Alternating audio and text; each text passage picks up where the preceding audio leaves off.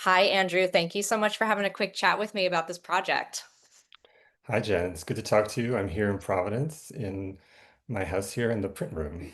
in the So print room. And tell yeah, me just before we chat about new voices, what's behind you in the print room right now? there's some prints from a display that's up about genre or narrative prints. So there's Vila's fatherly admonition, and then there's the rat catcher in the background too. So there's a whole range of things up in the house right now. Nice, And we're wonderful. getting ready to switch it out to animals next.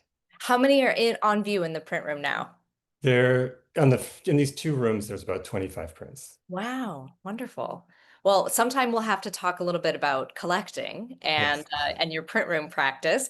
But we are chatting a little bit kind of over lunch today about New Voices 2026. You're our invited curator for the next cycle of this program for emerging artists.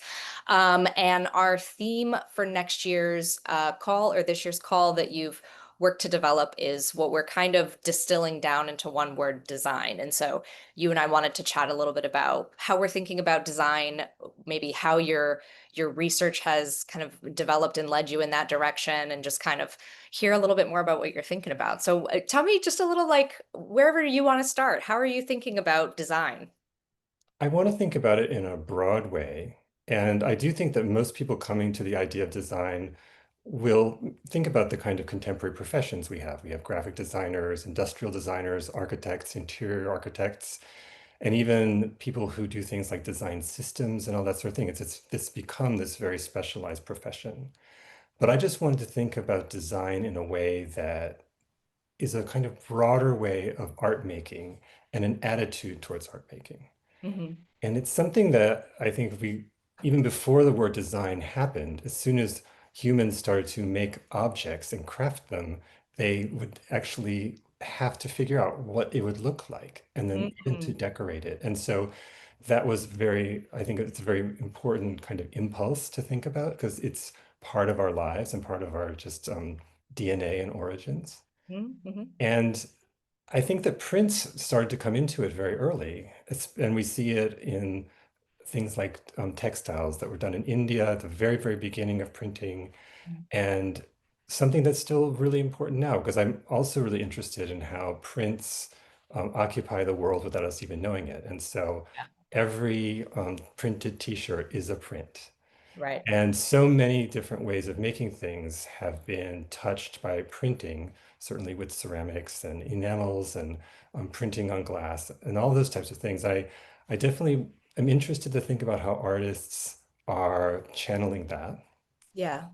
And then the other part of design that I really consider is this idea that in the early modern period, there was this idea of disegno, where drawing and design were the same thing, Yeah. and design or disegno was a way to use graphic means to visualize things that would go out in the real world.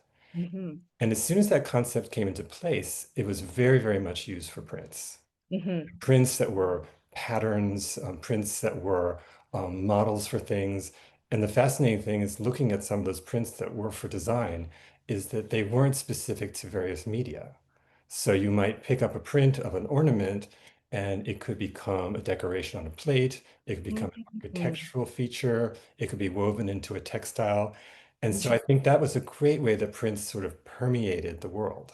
Interesting. So it kind of became the print became a kind of mechanism for like distributing this kind of vernacular like sensibility of a way of using design or maybe ornamentation, and the Very much applications so. for that could be super broad. I see it all around me here in Rhode Island because so many of the architectural features were not based on actual other buildings. They were copied out of books. So Oh, recently yeah. I did a project for the Redwood Library in Newport, and that building from 1747 was copied from from a print in a book about Palladio that had Interesting. already gone through several versions. And the building that was executed, designed by Peter Harrison, was built in wood, which is very different from what Palladio would have built it out of, if he had even built it, because it was kind of a proposal for something. Yeah. And then I took the ornaments from that building and made them into a new wallpaper.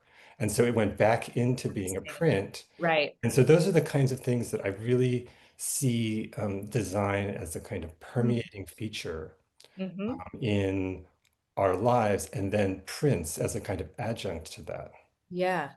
There were a couple other examples that we talked about when we were developing the language of this call, and I know that when you first were telling me about design, and one of the best things about my job is that I get to be a total generalist, and that means I get to learn something new every time I work with someone new, and this is an area that I'm getting to learn a lot about working with you on this.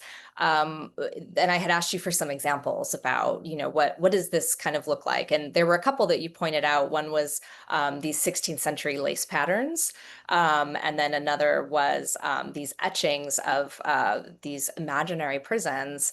And I wonder if you can just talk about like what about those objects and what attracts you so much to those, especially maybe the imaginary prisons, because like you say, these are an example of maybe something that doesn't end up being realized. The lace patterns are a fascinating thing. They were done by an Italian artist of the 16th century named Isabella Parasole. And she was part of a family of printmakers, but she created these lace designs that her husband made as woodcuts. And anybody who wants to see them can look them up at the Met. They're beautifully illustrated there. And they were a way to create this design that was used by craftspeople all over Yeah. Europe. So there was this kind of dissemination that happened through there. But it's very interesting that he made the prints with the white carved lines. Nobody else had done that. Hmm. So he actually, in some ways, brought the idea of the lace closer to the print as he was interpreting his wife's work. Interesting. So I think that that's an idea of a very specific real world design that goes to a particular application. Yeah. Piranesi, I think, is an incredible example of a printmaker who did so many things Mhm. because he aspired to be an architect and he did do a little bit of building, but he did so many other things, including his famous views of Rome. But one project that he worked on between the 1740s and 60s were the imaginary prisons. And so they do in some ways refer to scenic design, but I've often looked at them with my architect friends and they've tried to figure out how you could actually walk through the spaces. And Sure. because you really kind of can't. And Right, so it right. is this particularly imaginary world, but they certainly did end up influencing kinds of gigantism in architecture that happened in the 19th century. And Mm. there are kind of these proto-romanticism in those works Yeah. that is very interesting. But he also designed fireplaces and carriages and all these kinds of proposals for things that could be built, that might be built, or somebody might have taken a little piece of it. And Hmm. I Hmm. think that he's a great example of that. Yeah. But I also have looked out into contemporary art and sort of thought about like just thinking about being at the print fair in March. Yeah. And one project that really struck me was the Ellen Lesperance project at Love them. Tamarind, Yeah. to see how those images really used lithography to reflect these ideas that she takes from certain kinds of cultures and weaving. And it Hmm. was very interesting then to see her work at MoMA and to see the interaction between that Tamarind project as a print project and then her projects that have to do with these more actual weavings and then her reflections on other kinds of cultural practices. And I just thought that was a really exciting project. Certainly, it's been very interesting to see an artist like Jeffrey Gibson um, Hmm. come into prints. Hmm. The print fair, obviously, the great design thing there was the Mickalene Thomas installation, Or where I mean that was kind of a proposal for an interior, but her also in space. Yeah. reflection on the past and the full, really realized space. Yeah. And it made me just think that there must be artists out there doing this and Yeah. really engaging with these ideas. Yeah, yeah. So I know one thing we also have talked a little about is, what the possibility of an open call is when you are kind of curious to see what's going on out there. And you've actually worked with us on an open call in the past I in our did in program, New Prints. 2013. Yeah. We did a open call called New Prints, New Narratives. So it was in the old print center with in that great, rather inspiring space. And I've always been very interested in the prints that tell stories, and I wanted to kind of see what was out there. And we got a huge number of entries. Yeah. But the thing that was so interesting for me as a juror was having to try on for size each person's work and to see how it really responded to the call. And it was both challenging, but also it kind of surprised me, the things, the solutions that people had, the things that really were narratives that could have Mhm. been abstract or could have um, had very kind of different ways of structuring time with an image.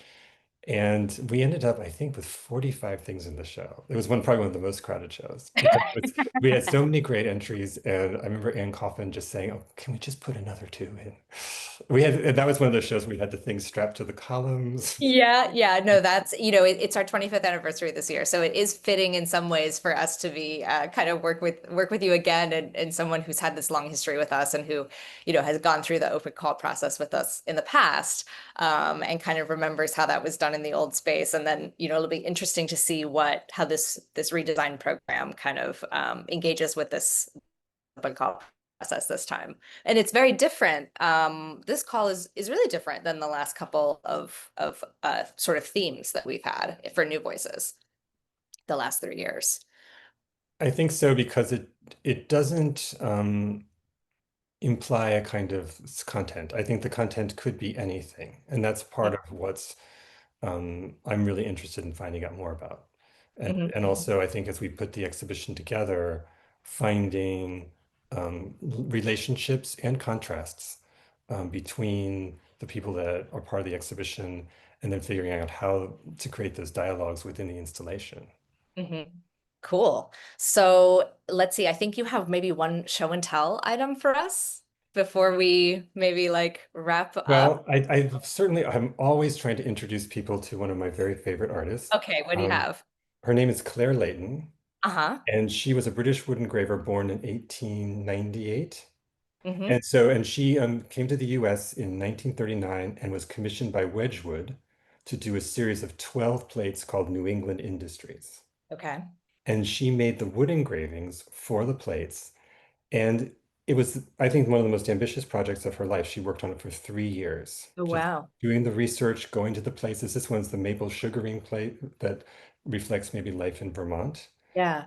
And she also responded to the design imperatives that she was working with the circle, and she always created this little border at the bottom with the elements to kind of create this sort of Beautiful. anchor for the space. So she's somebody who certainly inspired me in my plate projects, and somebody, I think, a printmaker who really took on working with functional objects, but completely in her own way. And she just made Hmm. it her own in a way that I don't think anybody else ever has. Yeah, yeah. Cool. Well, fabulous inspiration for thinking about, how artists today, how contemporary artists are kind of uh, handling these permutations of design and kind of these proposals for objects or spaces or things, and using print to explore those things, and how how artists move between, maybe the kind of the functional object and the sort of uselessness of art, I guess we could say, as a corollary to the functional object. Well, one experience that's been incredible for me has been working at Rhode Island School of Design since 1991. Yeah. And it's interesting. I'm also part of the National Academy of Design. And so when that was founded in 1826, design was still disegno, and it Yeah. was kind of an all-encompassing thing. But when RISD was founded in 1877, design was really very much at the service of industry, but Uh-huh. still had that umbrella of disegno. Yeah. And I think RISD's kind of kept those two things together. Hmm. And it's been really wonderful with my colleagues and the students to be a fine artist working in proximity to their ethos and their way of looking at the world and interacting with the world and their kind of, I think, sometimes sense of freedom with what they can do and how they Interesting. use their influences. Yeah. And and that's part of what's makes me really interested in doing this project and why I wanted to see how design and printmaking interact in the contemporary sphere. Cool. Well, I can't wait to see what we come up with. Me too. Cool. Thank you so much, Andrew, for chatting with me a little bit today. The call is open until August 31st. So get applications in, and I am excited to look at them with you in just a couple short weeks. We will be doing that. Thank you. Thanks, Andrew. Talk to you soon. Bye.